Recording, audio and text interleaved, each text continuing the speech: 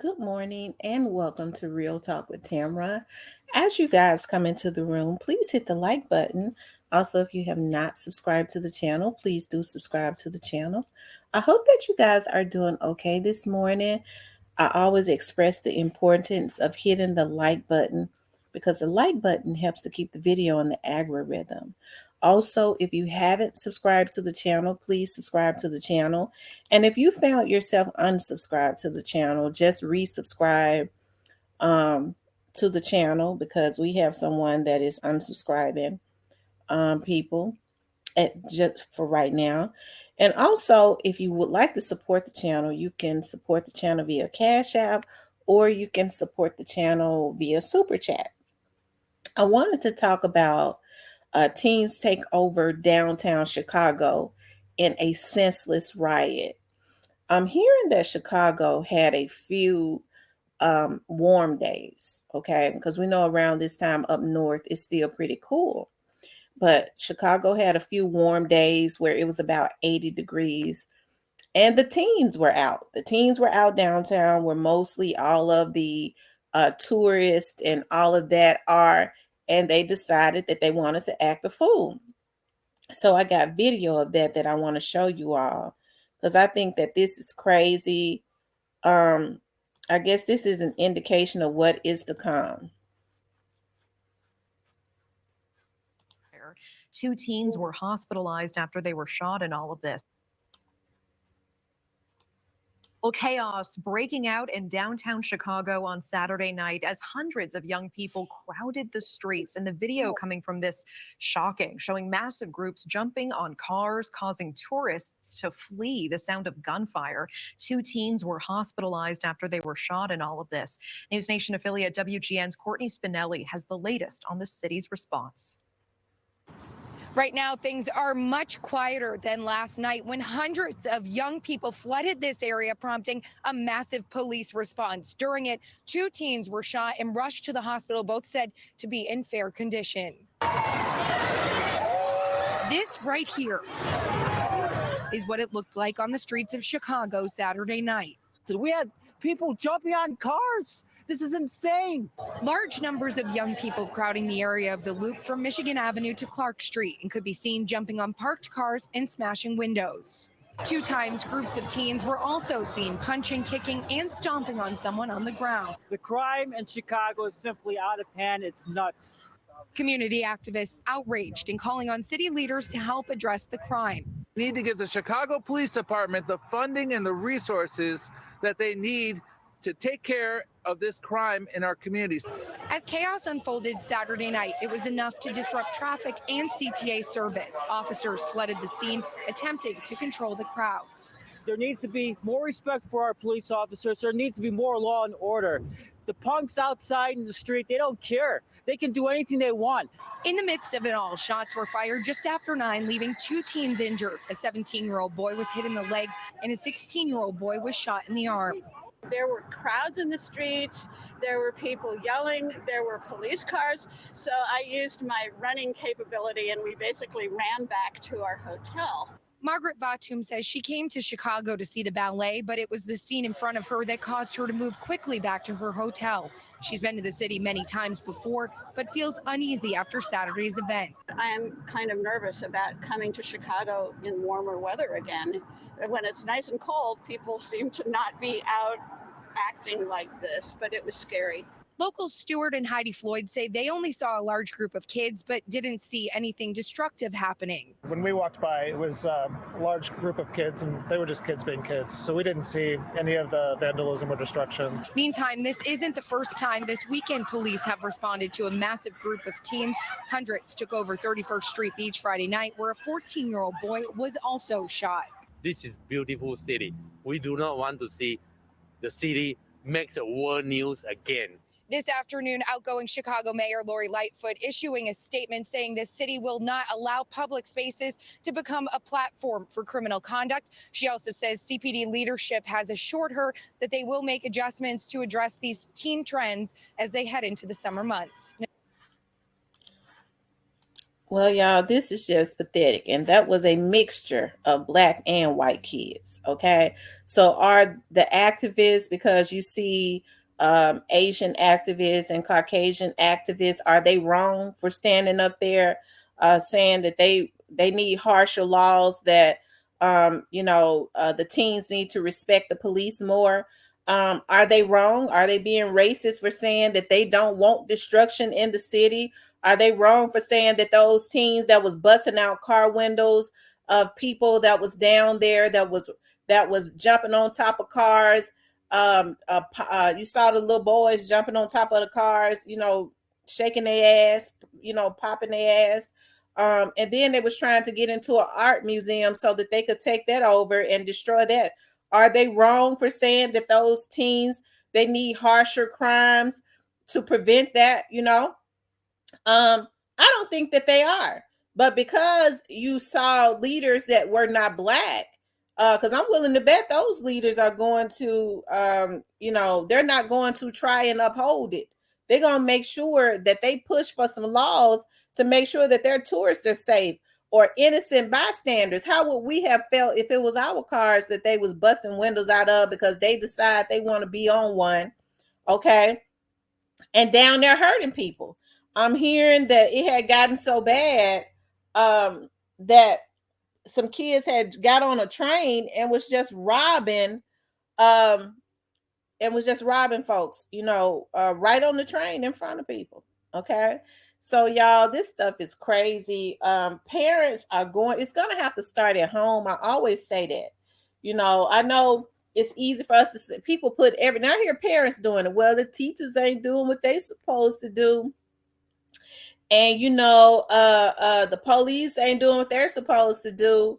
If they defund the police have gotten to a point, especially a lot of police, where they just have to stand back. And that's what a lot of leaders that have been put into place by certain people in the background want. Okay, they want to sensationalize stuff. When the police do something, but they don't want anything done to the criminals when they're out there doing this. How would I would have had a fit if somebody was standing on top of a damn car that I paid thousands of dollars for, shaking their ass and breaking out windows just because they decide that we gonna do this, we gonna take over, and robbing people, y'all. This stuff is ridiculous. It is absolutely ridiculous. So like I said, it's gonna have to start at home. Parents can try to outsource the blame all day, but it's going to have to start in their household. And I know if folks say, well, I did the best I could. Yeah, you can do the best that you can. And I understand that sometimes kids come from a good household and they will still go awry. Okay. But for the most part, there has to be a foundation. Okay. And you can't be upholding them when they're doing wrong, because that was just flat foot wrong. These kids out here doing any and everything, and the parents are upholding them. They don't give a damn about what they do, as long as either they benefit from it or they don't have to deal with it. So I'm for harsher laws and all of that. Hey, people get mad at me because I say, y'all know I rise with the police. I don't ride with them when they wrong. Okay, when they out there hurting innocent people, I don't ride with that. But for the most part, there has to be law and order, because when there's no law and order, this is what happens, right? This is what happens. So hopefully they can put some more laws in place. And see, this happens. Sometimes I think it's engineered so that because we didn't see any black activists standing up there. We saw all Caucasian and other activists, right? Which means nothing. What they was talking about, making the laws harsher for these kids. So this is what happens when you don't control your kids, because they're already wanting to do it anyways, when it takes nothing to stop upholding what's wrong. And like I said, we've all been kids, and we all did shit behind our parents' back. But we knew how far to go and where to stop. Nobody could have ever told me to join a gang, because I didn't want to join no gang. Hell, I guess I'm a square for real, because I've never put my mouth on a damn joint. I'm behind, because I still call it a joint. I remember when they called it a joint, bud. Then it went to bud. It went to chronic. It went. They didn't change the name so many damn times. that is ridiculous. Okay, I don't know what they call it now. All I know is they on fentanyl and heroin. Okay, they flat out junked out, and I hate that so bad. But this is what happens when there is no law and order. You heard the lady say, I won't be coming back to Chicago when it's warm no more. And what's going to happen is it's going to start affecting their tourists. Somebody was telling me this morning, that they're changing laws in the Memphis area, and I'm so happy in Tennessee, where when these kids act the fool, they're going to start charging their parents too. And I think I think that's a good thing. Although I know that some parents are not responsible for what their kids do, but when there is a repetitive history of a child that's living in your damn household, you ought to be able to get a hold of him or her. Okay. But like I said, instead, a lot of parents have taken to upholding what's wrong and bragging about, yeah, my son the head of the game. Yeah, my son makes the streets cry. This is what old grown ass, rotten ass parents are saying about their children. And then when they die of game bound, my boy had always been a good boy. Now how I'm gonna pay my damn rent? He ain't gonna be able to. He was helping me. He was paying my rent by robbing folks, and they done killed him. This is what I'm talking about, y'all, and I'm serious. This is the type of stuff that goes on. It is. I'll never forget. When I was pregnant, I was I was working in felony response for MPD, and he was 6 or 7 years old. A 6 or 7 year old boy came in, and they had to question him because he took his penis and put it in the mouth of a 4-year-old baby. Now, both of them were babies.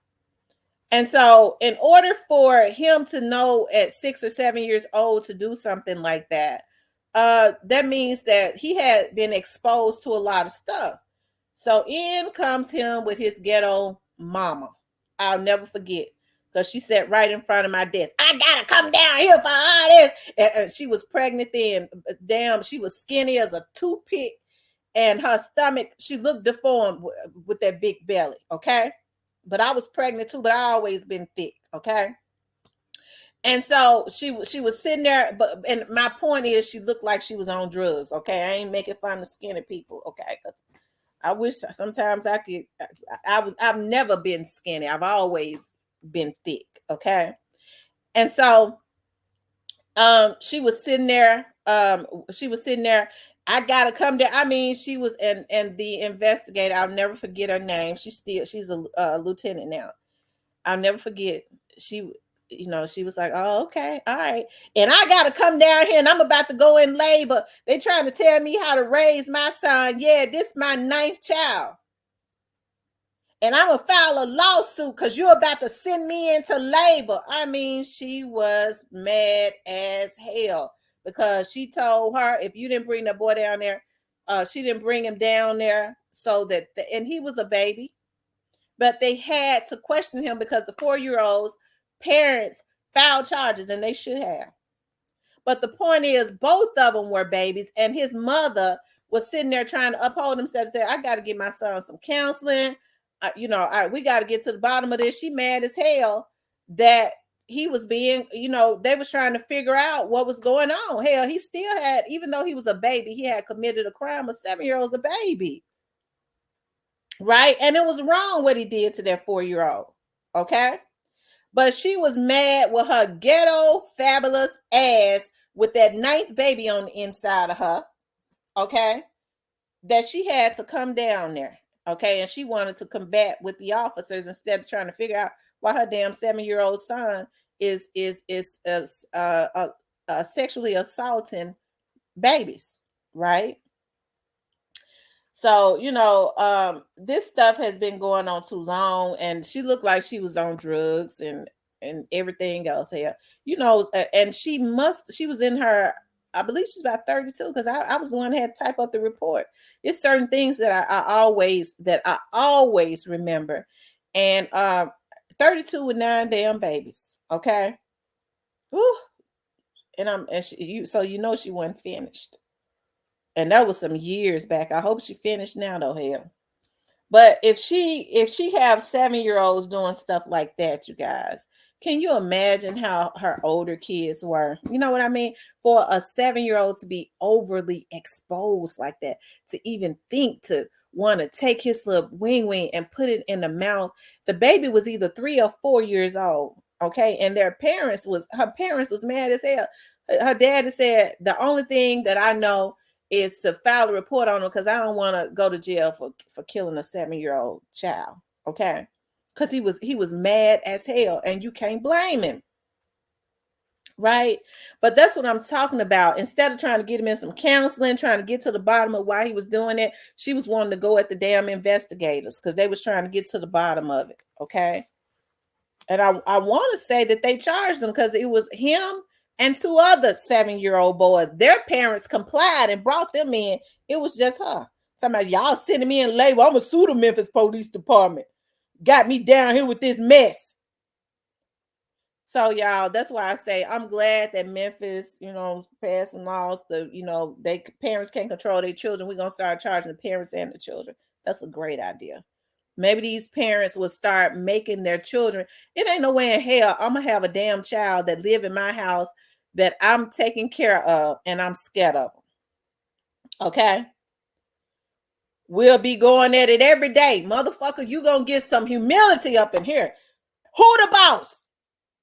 Until they say you the boss, mama. Just I do whatever you say do. Because first of all, ain't no child gonna live in the house with me, and I'm scared of them.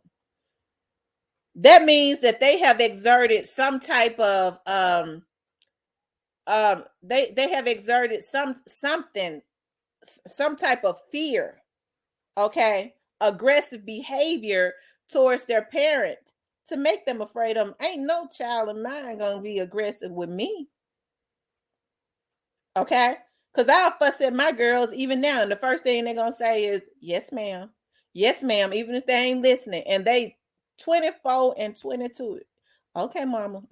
Yes, ma'am. All right. Whatever you say. That's all. And then they go on with their life. Okay. Because that's best for us all. Okay. But it's a darn shame that children don't even, their parents will sit up and I'd rather for them to smoke weed with me and do heroin with me than to do it with anybody else. They think that's a badge of honor. We do's it together. I'm protecting my children. We do's crack together. Okay. It's a darn shame when parents are glorifying their children being, my son made it as the head of the gang. Now he the chief.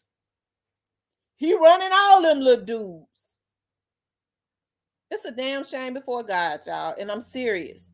And this is what happens when you glorify stuff like that, okay? But you see, they putting laws in place. I'm willing to bet they're gonna get some laws put in place. Okay. Then they got Biden up there too. He gonna mess around and do another 3 strikes law. The thing about it is when he do them 3 strikes damn laws, they get innocent black men that are capable of taking care of their family. They get them for misdemeanors. Okay. Instead of getting those that are consistently out there sitting on YouTube trying to plot hits and shit like that ain't got no business even out because they pathetic. Those are the ones that need to be locked up for life and sent to the damn gas chamber. That's consistently destroying and being destructive and doing stuff like that, committing felonies. Okay, especially against other people. Okay, but they want them out to continuously destroy. And so that's the reason why I say, y'all, this stuff has got to stop. Okay. Anyways, you guys, let me get off of here. My client's calling me. I want you guys to please like, share, and subscribe. I just want to talk about this story. I think this is pathetic. Okay. Because crime is up everywhere. It definitely is. I wanted to see the top cities, the top 10 cities with crime. Hold on, let me see. In 2023. 2023 just started, but that don't mean a damn thing, child. They gets off to an early start. They said that the 15 most dangerous cities. I guess it depends on what site you go on. Okay. I won't go on that site. It's saying Pine Bluff, Arkansas, Little Rock, Arkansas, Alexandria, Louisiana, Cleveland, Ohio, Kalamazoo, Michigan, Milwaukee, Wisconsin, Albany, Georgia, and Gaston, Alabama. I ain't never even heard of those some of those cities. Let me see if I can go on to another site. Hold on, I just want to see. Okay, the most dangerous cities. Let me see when they did this one. Okay, in 2023. Number 1 is St. Louis, Missouri. Number 2 is Mobile, Alabama. That's where they got in them off the stage because they thought, I guess God in them thought it was safe. They didn't know they was number 2, the most dangerous city. Okay, when they told them not to sing that damn diss song on Dolph, they ran their asses off the stage. So now you should know they ain't playing down there in Mobile. They the second most dangerous city, okay, according to Travelers Worldwide. Number 3, Birmingham, Alabama. Number 4, Baltimore, Maryland. Number 5, Memphis, Tennessee. Lord Jesus. Number 6, Detroit, Michigan. Number 7, Cleveland, Ohio. Number 8, New Orleans, Louisiana. Number 9, Shreveport, Louisiana. Number 10, Baton Rouge, Louisiana. Number 11, Little Rock, Arkansas. Number 12, Oakland, California. Number 13, Milwaukee, Wisconsin. Number 14, Kansas City, Missouri. And number 15 is Philadelphia, Pennsylvania. Those are the 15 most dangerous cities in 2023 that is absolutely crime ridden. It's a damn shame that Memphis is number 5. Okay, it is. It's a darn shame. But more people are retiring. More people are moving to the South. Because I got cousins that live up north and they moving their asses to the South. And I love my cousins. I'm glad they come and I want to see them, but they cuts up north. Okay. And now they moving to the South. So a lot of people are moving to the South saying that they're trying to get away from, California and places like that was supposedly crime ridden. But they coming with their same ways. Hell, they talking about they trying to get away from the crime when they the ones committing the damn crime. Hell. So anyways, you guys, I just wanted to talk about that, but please like, share, and subscribe. I want you guys to know how much I appreciate you so much. I gotta run, but I'm gonna get on. I'm gonna be busy today. I gotta admit, I got a lot of work to do today, but I'm gonna try to do a live tonight, right? Because we have a lot to catch up on. Okay, I want you guys to know that I love you, and I'll talk with you later.